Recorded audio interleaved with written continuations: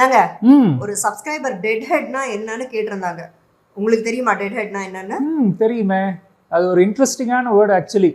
ஏன் அப்படின்னா dead head அப்படின்ற வார்த்தைக்கு மொத்தம் 4 மீனிங்ஸ் இருக்கு. Very good. இதுல சுவாரஸ்யமான ஒரு விஷயம் என்னன்னா ஒரு மீனிங்க்கும் இன்னொரு மீனிங்க்கும் சுத்தமா சம்பந்தம் கிடையாது.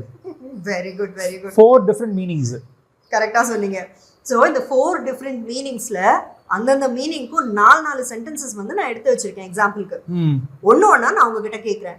எனக்கு அதுக்குண்டான தமிழ் அர்த்தத்தை சொல்லுங்க. சொல்றேன். அதுக்கு முன்னாடி hi friends, welcome to English அரட்டை.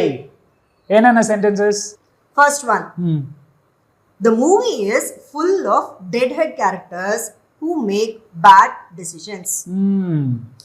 அதாவது அந்த திரைப்படம் முழுக்க இருக்கிற எல்லாருமே மோசமான முடிவுகளை எடுக்கக்கூடிய முட்டாள்தனமான கதாபாத்திரங்கள். கரெக்ட். அடுத்தது, he quit his high paying job. He's a real deadhead. அதாவது அதிக சம்பளம் கொடுக்கக்கூடிய அவனுடைய வேலையை அவன் விட்டுட்டான். அவன் உண்மையிலேயே ஒரு முட்டாள். சரி, okay. Next one, he is not a deadhead. He just needs a little more time to learn. அவன் முட்டாள் கிடையாது. ஒரு விஷயத்தை கத்துக்க அவனுக்கு கூடுதல் நேரம் தேவைப்படுது, அவ்வளவுதான். Okay fine. அடுத்தது, இந்த செட்ல last one, don't be such a deadhead. Try to understand what I'm saying. ஒரு முட்டாளா இருக்காத, நான் என்ன சொல்ல வரேன் அப்படின்றத புரிஞ்சிக்க முயற்சி பண்ணு. Okay, correct. சோ இப்போ இந்த 4 சென்டென்சஸ்ல இந்த டெட் ஹெட்க்கு என்ன அர்த்தம்? முட்டாள் அல்லது முட்டாள்தனமான. Very good very good. அடுத்த set of sentences. First one, the TTR caught a dead head on the train.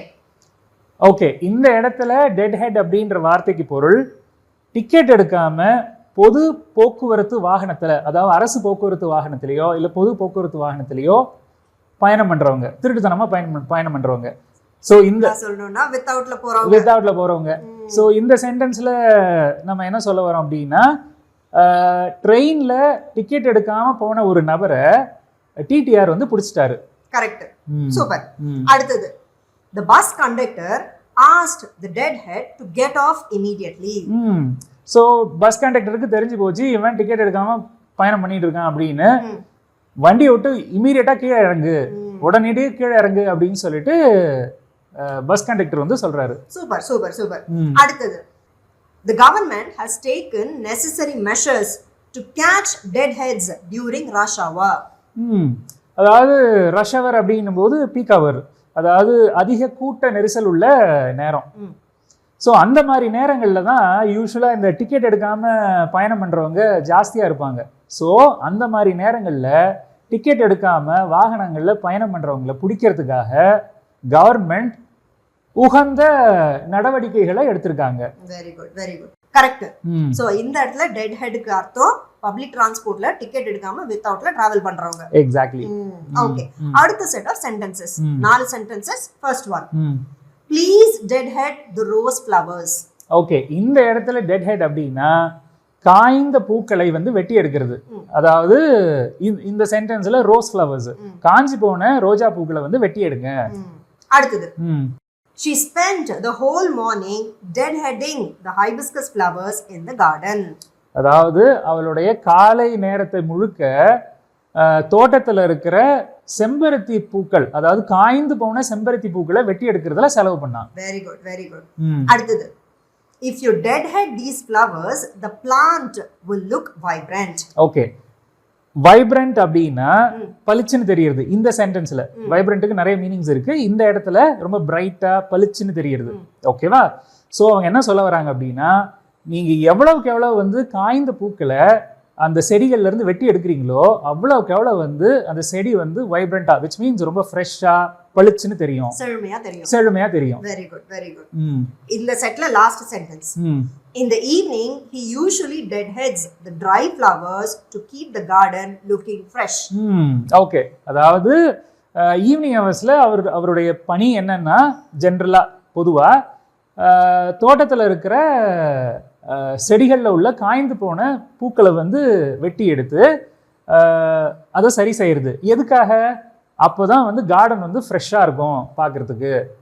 ஃப்ரெஷ்ஷா அழகா நல்லா செழுமையா பார்க்கிறதுக்கு நல்லா இருக்கும். நல்லா இருக்கும். Very good very good.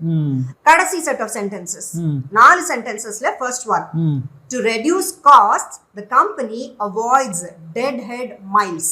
Okay, அதாவது செலவுகளை குறைக்கணும் அப்படின்றதுக்காக அந்த கம்பெனி அவங்களுக்குரிய வாகனங்கள் இருக்கும் இல்லையா, அதுல வந்து பயணிகளையும் ஏத்தாம இல்ல சரக்கையும் ஏத்தாம காலியா வண்டி ஓடுறத வந்து தவிர்க்குது.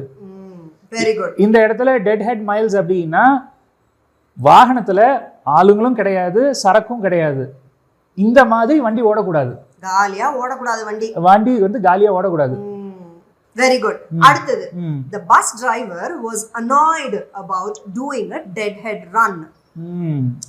டெட் ஹெட் ரன் அப்படின்னாலும் அதே தான், அதாவது பயணிகள் ஏத்தாம வாகனத்தை வந்து ஓட்டிட்டு போறது.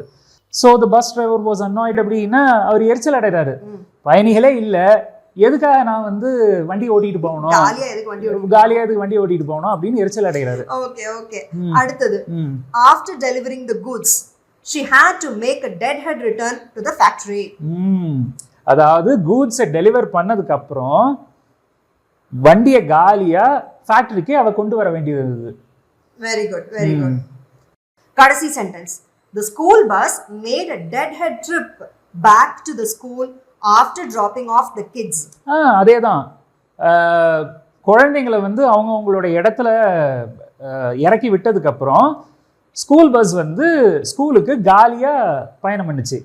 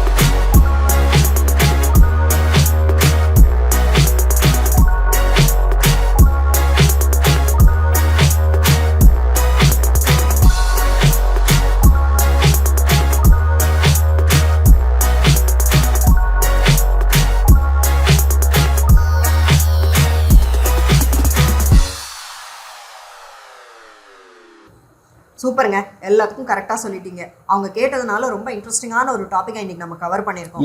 இதே மாதிரி வேற ஒரு இன்ட்ரெஸ்டிங்கான ஒரு டாபிக்ல அடுத்து நம்ம நண்பர்களை சந்திப்போம். அது வரைக்கும் பை ஃப்ரெண்ட்ஸ்.